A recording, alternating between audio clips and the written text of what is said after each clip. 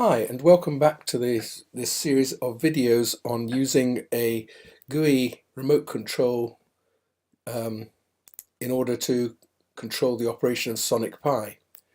Well, we're coming to the last stage of the operation of the program, and that is just to see how the information we achieved from the last video, namely working out the section that we want to start playing in and the index into that section which we want to start playing, is applied to get the whole program playing from the correct note. The example we was looking at was to start playing at the beginning of bar 6 with this note here, and you'll see that the start selector said that we needed to start at section 2, and the match D get match D function, which was the last one we discussed, said that we needed to start with an index of 6 into this section in order to start playing at the correct note, and there wasn't any compensation to be applied because we were actually going to start bang on a note at the start of the bar. And just to show that again, this is the start of section 2. That's note 0, 1, 2, 3, 4, 5, 6. That's the note we want to start playing on. So how's this information applied?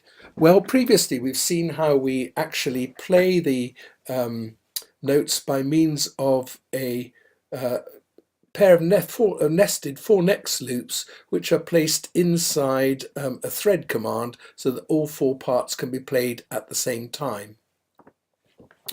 And the only changes we have to make is that instead of the loop going from I equals 0 to A1 dot length, it goes from the start section to A1 dot length.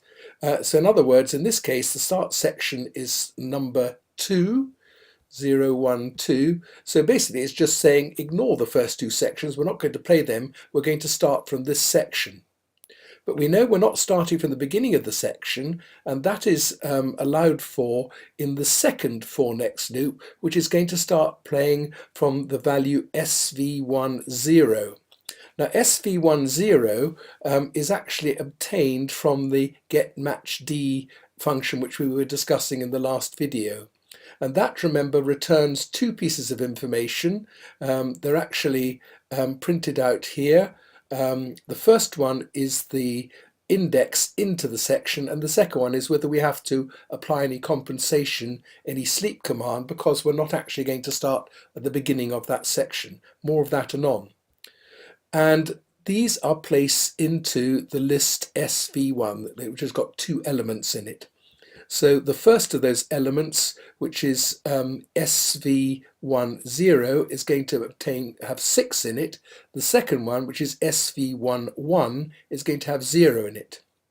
And this is where the other part comes in, this correction factor, which is sleep for a value of SV11. Well, in fact, that's going to be sleep 0, so it's not going to make any difference whatsoever in this case. It will make a difference when we consider the case of starting at the section which has got a tied bar over the bar line. So that's going to be 0. J is going to start at SV10, which is 6.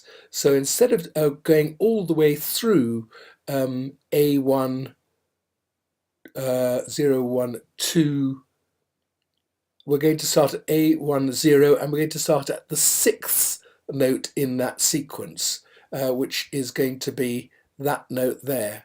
And we can see if we look up at the actual data here, the section we're going to start playing at is going to be section number 0, 1, 2, 0, 1, 2. That's this section here. And we're going to start at note 0, 1, 2, 3, 4, 5, 6, which is that note there, and that is a G in octave 4, which is in fact this note here that we've just specified. So that means that we're going to start that part in the correct place.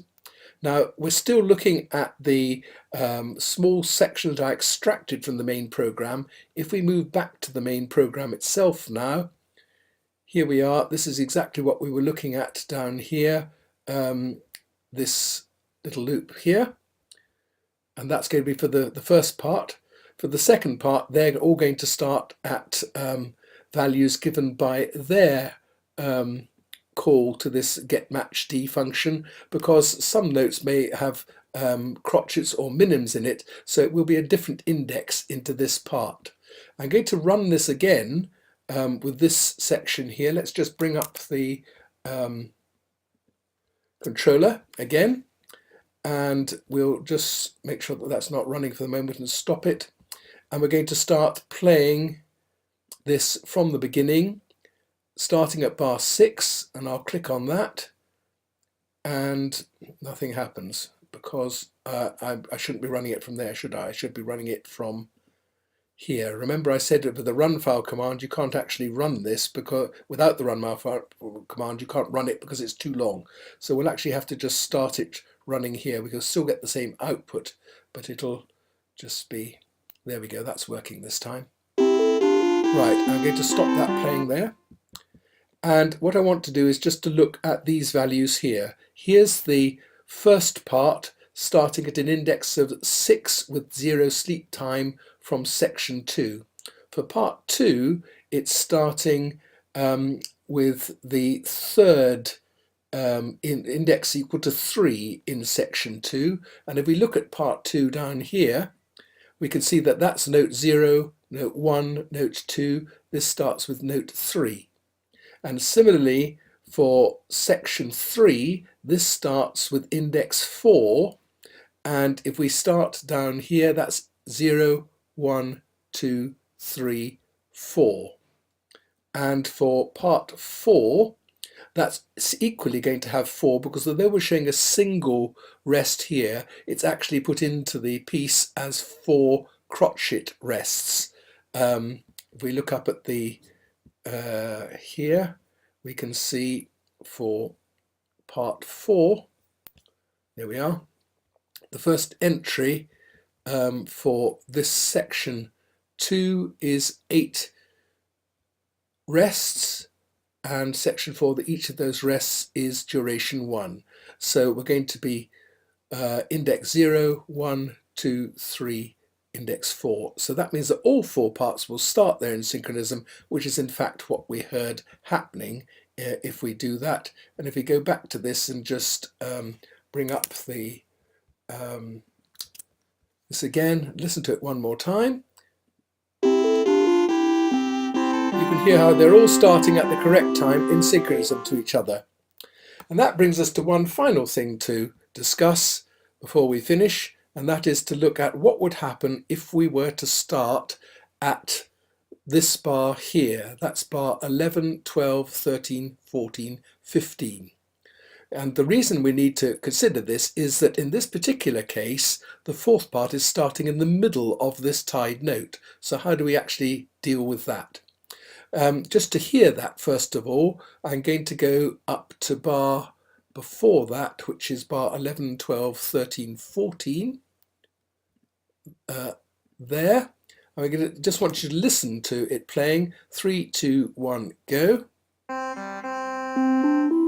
And if you listen once again, I hope you can hear that this C is held on a bit, overlapping with the start of part 1 coming in again. Listen once again. There we are.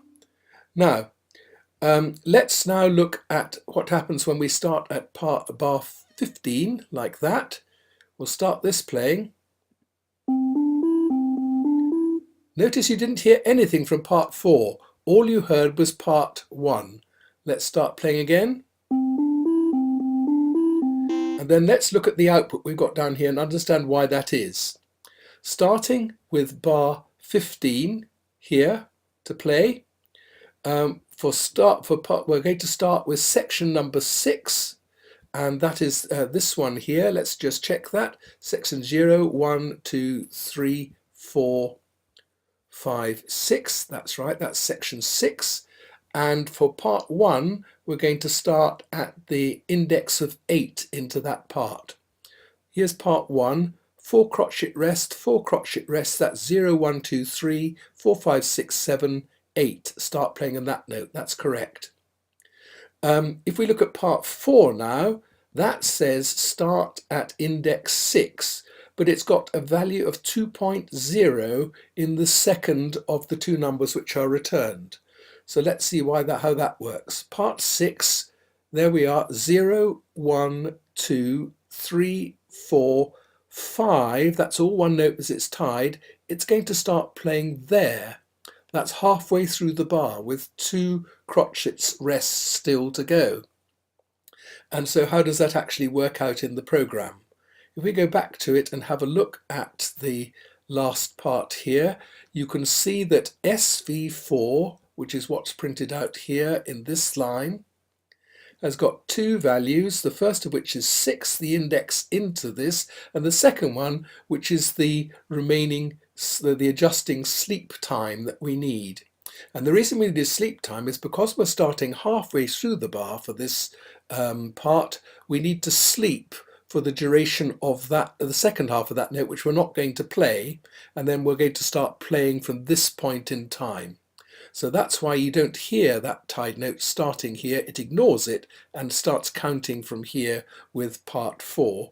But if we do it again, you'll see that by the time we get to part 4 coming in, which is down here, it will in fact come in at the correct time. So I'm going to start playing from here one more time, and we'll follow it through in the music.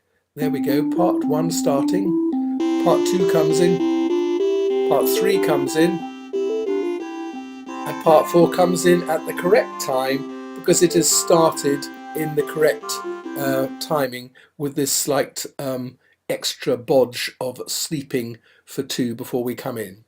And the one final thing to say is that because we've got that sleep time there, what we need to do is, before we go back again for the next loop, we need to set both of the SV4 values back to 0 again, because for the next loop we want to have the value of j starting from the beginning of that section, so we play all the notes in the next section that follows, section 7 and so on, and we don't want to have any delay before we start that. We want them to run on contiguously. So that, after a mammoth section of videos, has actually gone right through the whole program and explained its operation, and you can see that it's really a very powerful thing. We can stop and start the program whenever we like this.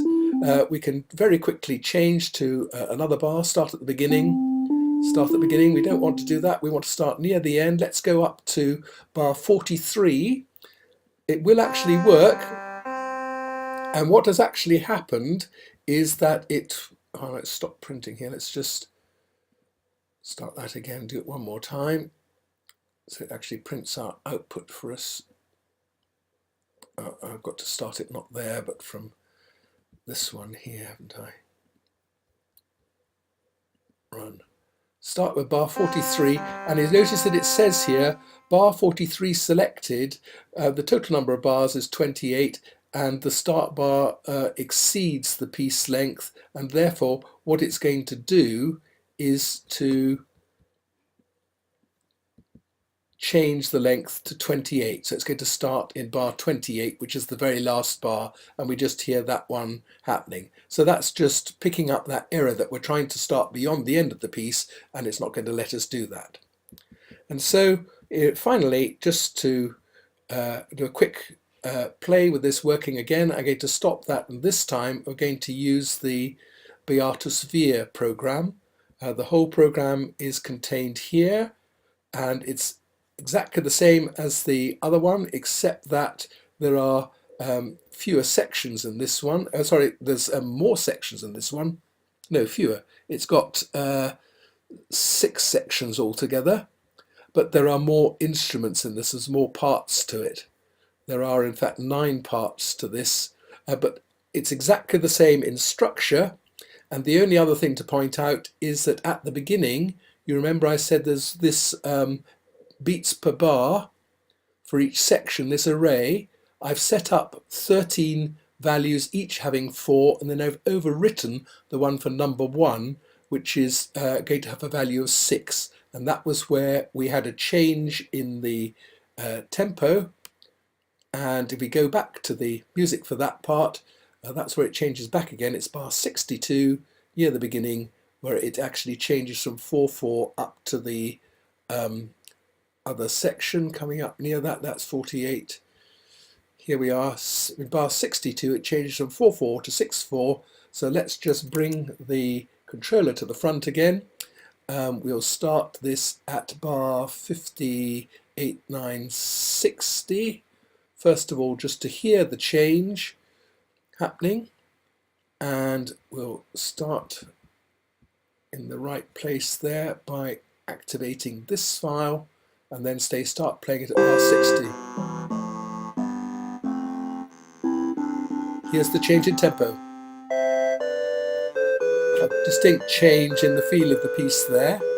This time we'll go back and we'll change it to bar 62, and we'll start it playing at that change in tempo.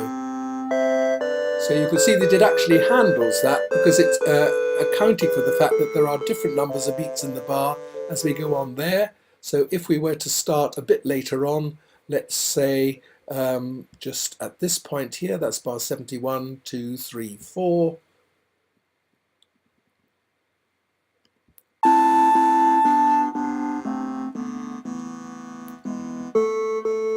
It starts quite happily in synchronism there. And finally, I have one other piece for you.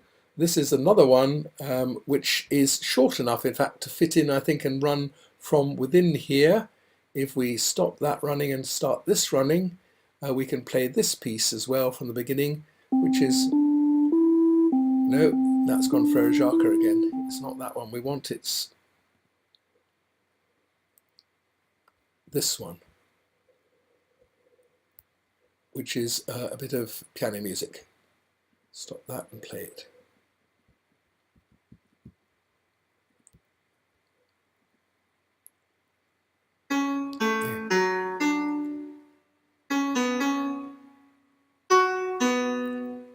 We'll stop that and we'll start it playing from when all the parts have come in. That's about bar 25, I think it is.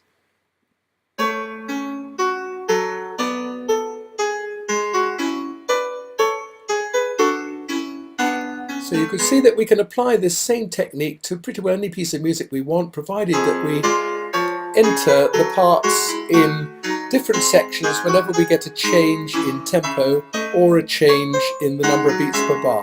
Otherwise, it will work for any piece that we care to do. So there you are. That's the Start Bar Selector GUI for Sonic Pi. I hope you've enjoyed this series of videos. Goodbye.